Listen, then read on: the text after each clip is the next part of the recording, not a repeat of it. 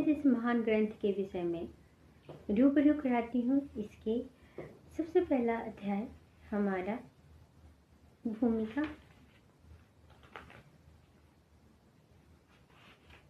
कुरुक्षेत्र के युद्ध में सैन्य निरीक्षण का है और इसमें जो हमारा 19वां श्लोक है उसके ऊपर हम लोग कुछ जानने की कोशिश करते हैं। यह श्लोक है क्या और इसमें क्या बताया गया है। दोस्तों, सघोषो धृतराष्ट्राणां हृदयानि व्यदारयत् नभश्च पृथ्वीं च तुमुलो अभन्नुनादयन्। अर्थात इन विभिन्न शंखों की ध्वनि कोलाहलपूर्ण बन गई जो आकाश तथा पृथ्वी को शब्दमान करती हुई धृतराष्ट्र के पुत्रों के हृदय को विदीर्ण करने लगी।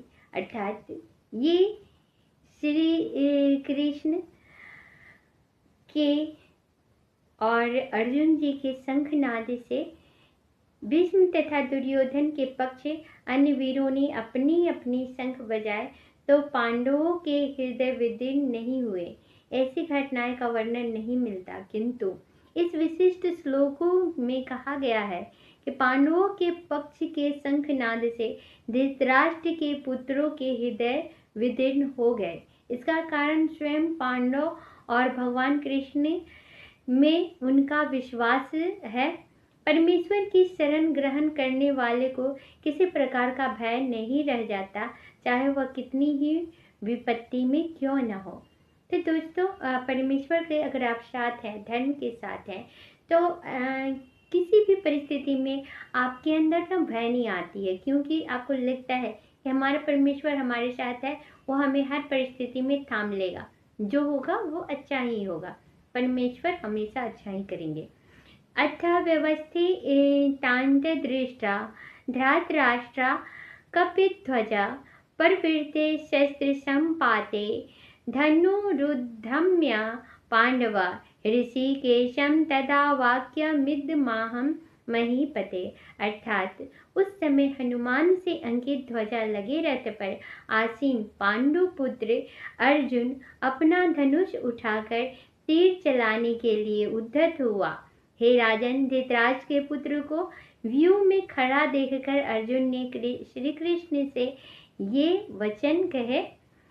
युद्ध प्रारंभ होने ही वाला था। उपयुक्त कथन से ज्ञात होता है कि पांडवों की सेना की अप्रत्याशित व्यवस्था से धृतराष्ट्र के पुत्र बहुत कुछ निरुत्साहित थे, क्योंकि युद्ध भूमि में पांडवों की निर्देशन भगवान श्री कृष्ण के आदेशानुसार हो रहा था।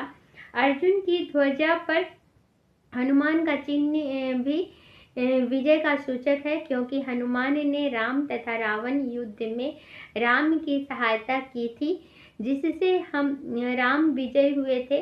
इस समय अर्जुन की सहायता के लिए उनके रथ पर राम तथा हनुमान दोनों उपस्थित थे। भगवान श्री कृष्ण साक्षात राम हैं और जहाँ भी राम रहते हैं वहाँ उनका नित्य सेवक हनुमान होता है तथा उनकी नित्य संगिनी वैभव की देवी सीता उपस्थित रहती है। अतः अर्जुन के लिए किसी भी शत्रु से भय का कोई कारण नहीं था। इससे भी अधिक इंद्रियों के स्वामी भगवान कृष्ण निर्देशन देने के लिए साक्षात उपस्थित थे। इस प्रकार अर्जुन को युद्ध करने के मामले में सारा सत्य परामर्श प्राप्त था। ऐसी स्थितियों में जिनकी व्यवस्था भगवान ने अपने शाश्वत भक्त के लिए की थी, निश्चित विजय के लक्षण स्पष्ट थे। तो इससे हमें प्रतीत होता है दोस्तों कि हम कैसी भी बुरी परिस्थिति में हैं, अगर हम अच्छाई का साथ दे रहे हैं, धर्म का साथ दे रहे हैं, भगवान के साथ हैं, तो हमें डर और भय नहीं सताता है।